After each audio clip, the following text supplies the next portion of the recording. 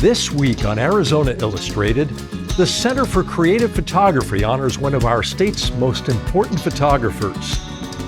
Over the course of a few years, the family donated his archives to the Center for Creative Photography, knowing that it would be an ideal home.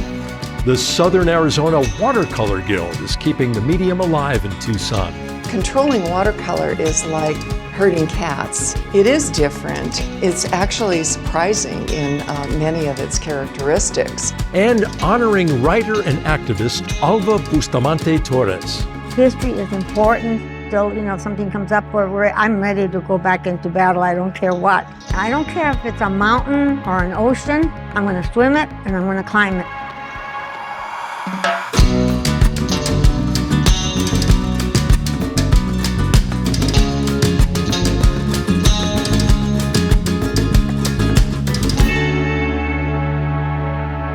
Hello, and welcome to Arizona Illustrated. I'm Tom McNamara. We're joining you from the Center for Creative Photography and an exhibit called Louis Carlos Bernal, Retrospectiva, and it features over 140 original photographs from the Arizona-born artist who is now considered to be one of the most significant photographers of the 20th century.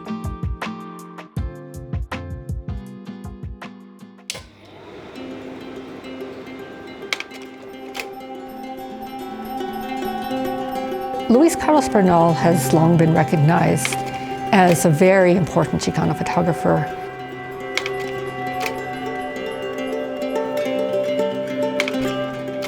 He wanted to be seen as an artist, not as a photojournalist or a documentary photographer. And he was always pushing himself. Even though in a way the photographs are somewhat simple, I think because of their directness, there's a great intentionality behind each photograph.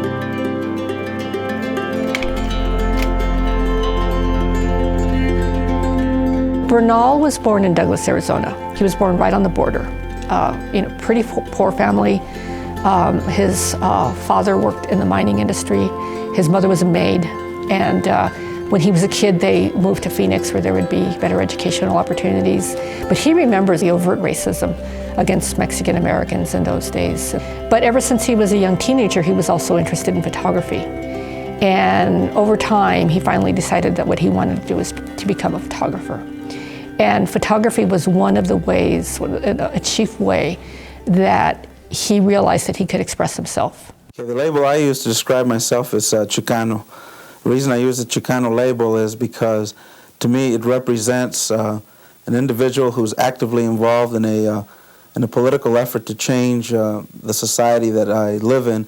And also, I feel that I'm actively involved in the Chicano community, and I'm very interested in trying to give to the Chicano community some of the benefits that I've had of my education and my... This was coming around the same time as the civil rights movement, which was both an African-American and a Chicano, Latino movement. But over time, he decided that what he really wanted to do was devote his photographic work to exploring what it meant to be Chicano.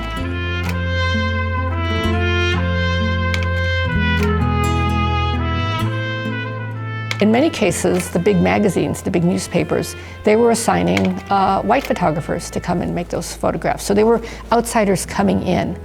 Bernal presents a very different model. He's coming from the community, making pictures of that community, and wanting to reflect to the community themselves, while at the same time acting as a bridge. He wanted to tell the world at large, America at large, this is also America.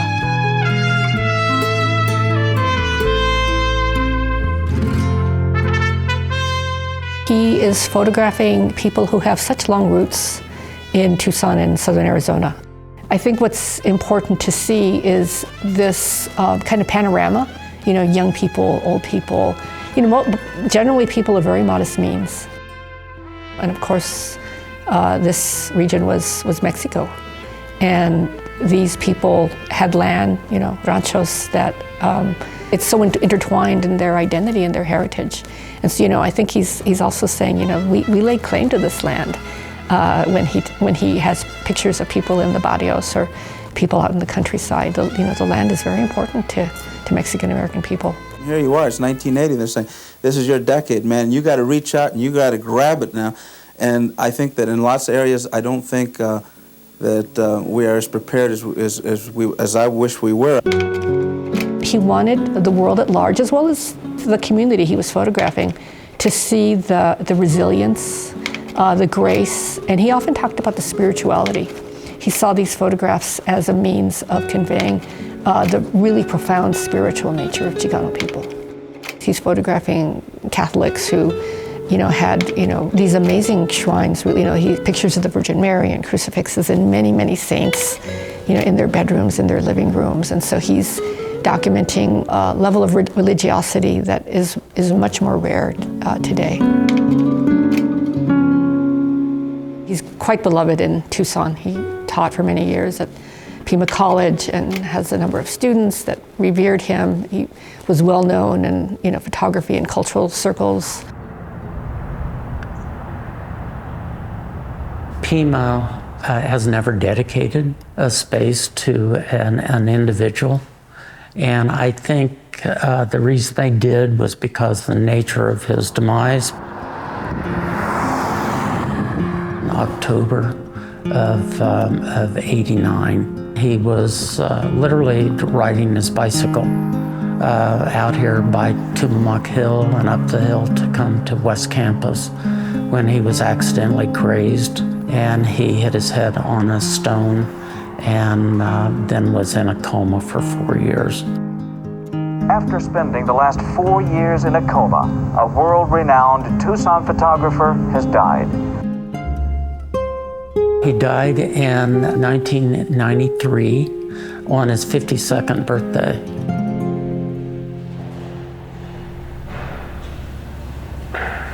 It was my idea to put up an exhibition of Lou's work that had never been shown before.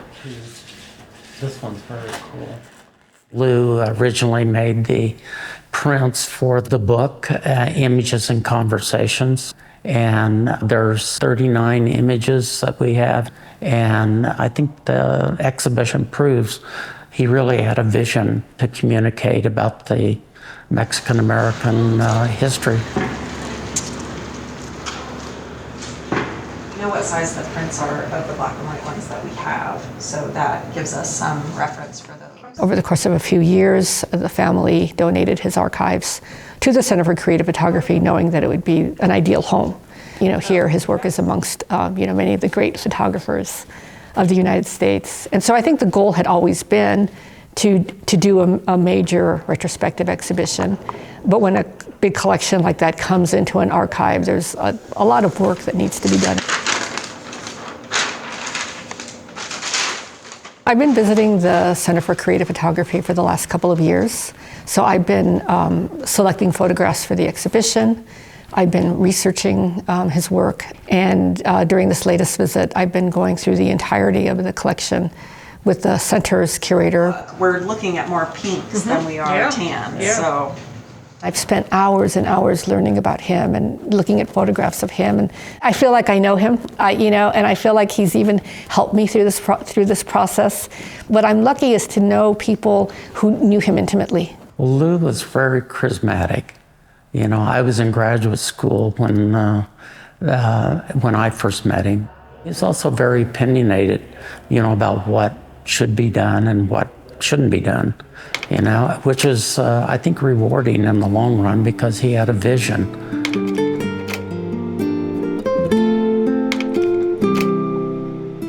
It's so interesting because if you look at his very early work, he's working with different kind of photographic processes and he's searching. But at a certain point in time, he's wandering around the barrios in Tucson and he's coming across these, these beautiful old homes. And he's beginning to think about this form of photography that would be truly his own.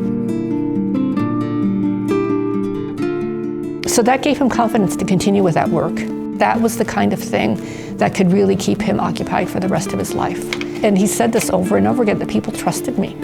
Not just living rooms, he went actually into their bedrooms and photographed. So, to build that trust, I think that is a gift. Not all photographers have that. And Lou did. One by one, he's constructing this kind of this amazing portrait of the Chicano community. And then at a certain point, he gets a grant from MALDEF, the Mexican-American Legal Defense Fund. Interestingly, I think he was the only Chicano who was invited, and he felt a great sense of responsibility because he knew he was photographing his own community. That commission gave him the funds to begin to travel. And he really wanted, his goal was very ambitious, to create this very large portrait of Chicanos throughout the Southwest. He was also the first Hispanic to photograph the 1984 LA Olympics. He didn't go for the limelight. He went to the vendors and photographed the vendors. They're all in color, quite beautiful. His legacy is one that will be with us because he is of us. I want the photo world to understand, here's a very important photographer that has not had nearly the recognition that he deserves. And when there are major books on the history of American photography or major exhibitions, he should be there as a central figure. And so I feel just so privileged and also really kind of confident that we're going to be able to portray a very vivid picture of who he was through his work.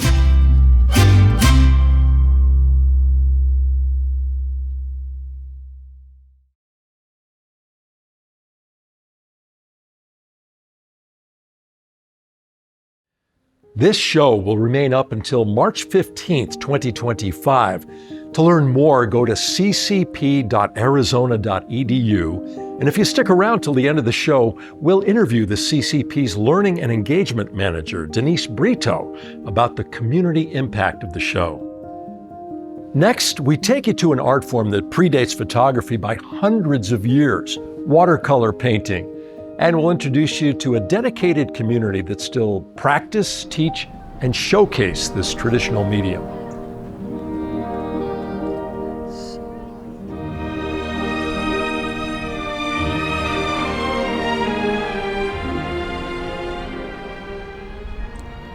I am enjoying sketching right here and now, for better or for worse.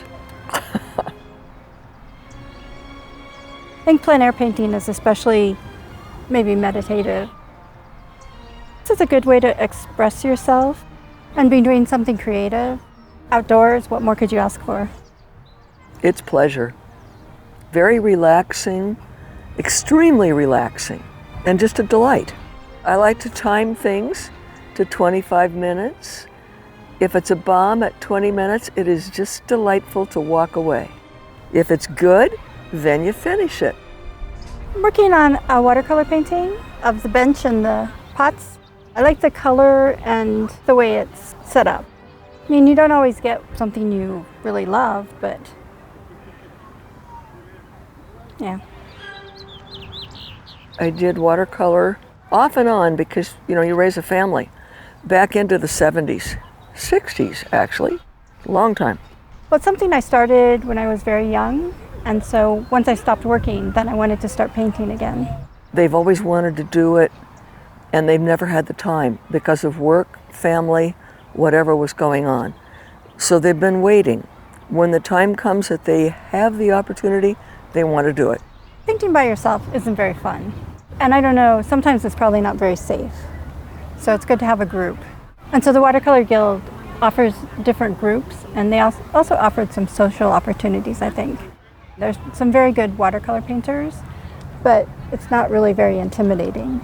It's a great place to get with other people who are already in art, see what they're doing, get inspired. They have a gallery. You can be in the gallery and improve. That's done. And a minute ago, this section was too strong and jumped out at you, and now it's all right. It's back in there where it ought to be.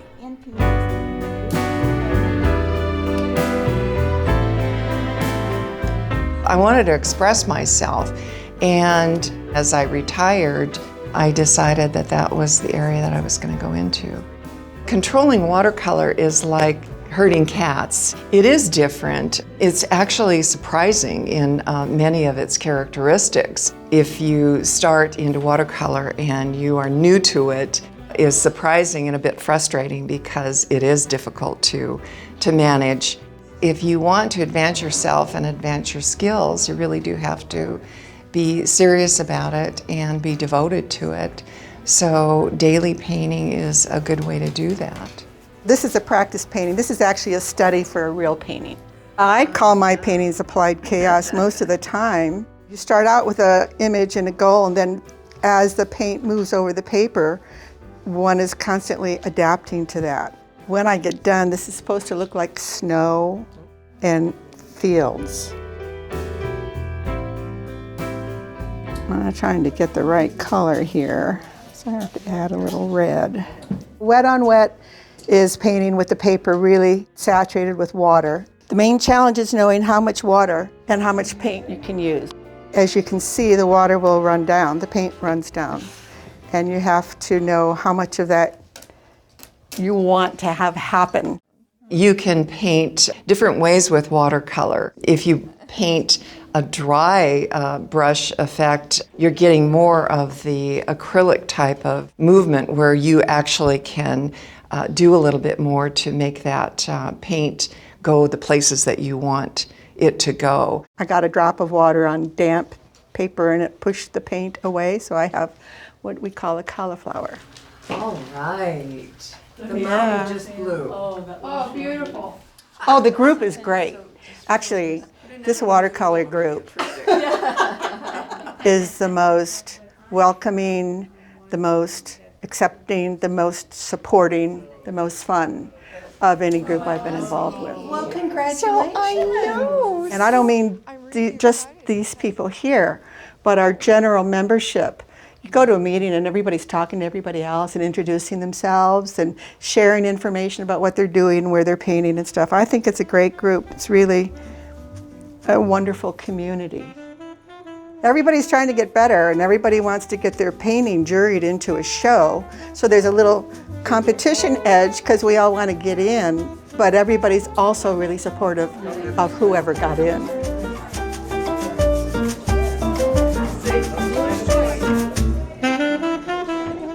We've gone up and down just a little bit. It's stayed around 300 to 400 members for the last, I'd say, close to 10 years. Southern Arizona Watercolor Guild is just celebrating 50 years, and we're very proud of that. We started out in 1967, just a group of artists getting together because they liked watercolor. It advanced from there. So over the years, we became incorporated in 1981. So we are a nonprofit, and as such, we promote education. I think it's something that we can be extremely proud of because you don't see groups that have been around for 50 years or more in a community, certainly of this size. But the fun thing about watercolor is actually taking the watercolor from your brain through your hand and putting it on paper and see it change.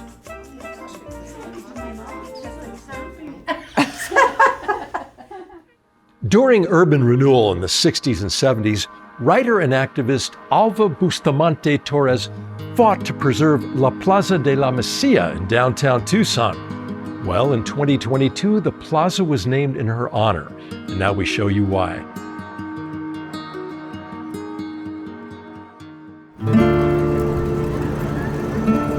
Bienvenidos. Welcome all. We're here to celebrate. We're here to honor. We are here to recognize. What we're trying to do today is add a new layer of history. We're celebrating the dedication of the TCC landscape in the honor of Alva Torres. Some of you know Alva Torres from her many years as a columnist with the Old Tucson Citizen, where she dispensed stories and recipes. And some of you may know her through the books of Professor Lidia Otero. My name is Alva Torres. I love Tucson because Tucson is the people. That's what Tucson means to me, people. And so it wasn't hard to do what I did because I love people. She was a fireball who led and organized the movement that tried to bring attention to urban renewal.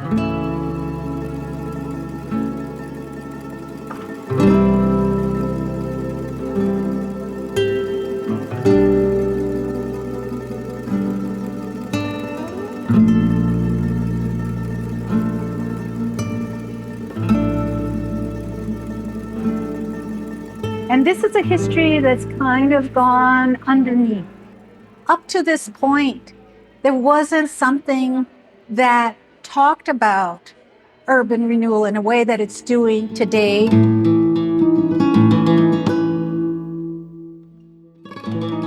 A close encounter with a family friend, Rodolfo Soto, opened Alva Bustamante's eyes to the destruction that was taking place. And one day I saw him at a party and he looked very sad, and I said, Mr. Soto, what's the matter? And he says, don't you know? He said, they're going to knock everything down, they're going to take away the Barrio Libre, they're going to do it, and they're not even going to know we were ever here. But when he told me that, I got very interested. And the next Sunday, I called people and said, I'm going to have a meeting at my house. And people showed up.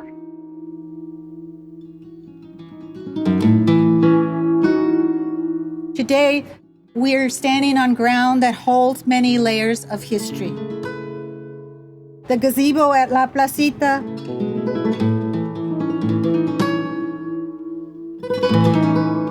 the wishing shrine known as El Tiradito,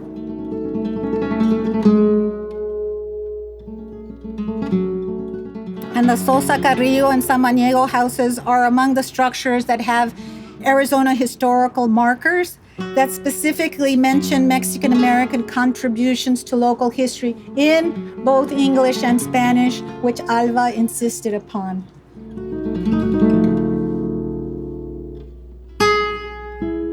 Most Tucsonenses were intimately familiar with this space. They called it La Calle. South Meyer was La Calle's main commercial thoroughfare.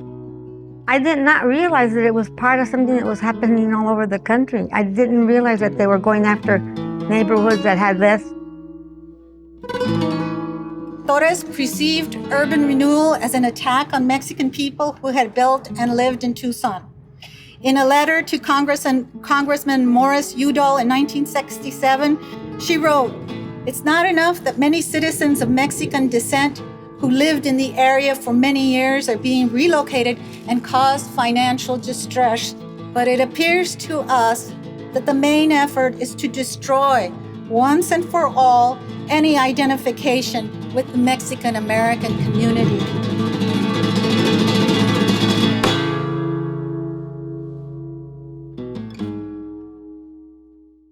The mayor proposed and the council approved naming the TCC Plaza after Alva Bustamante early this year. I think that this is a monumental event. I think in many ways it's a game changer. It signals a new era in that we will examine the histories of this area with more intensity. So in the future, when people see the signage out there, that people will read a little bit and know that there was resistance, but they also might ask more questions. Not just who is Alva, but also what happened here. And now, therefore, I, on behalf of Mayor Romero, do proclaim today, December 9th, 2022, as Alva Torres Appreciation Day.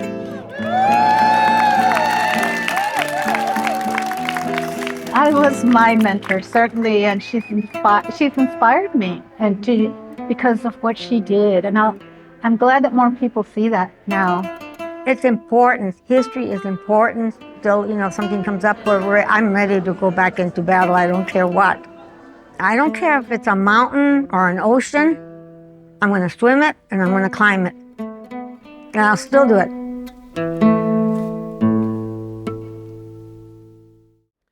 Well, joining us now is Denise Brito, who is Learning and Engagement Manager for the CCP. Hi, Denise.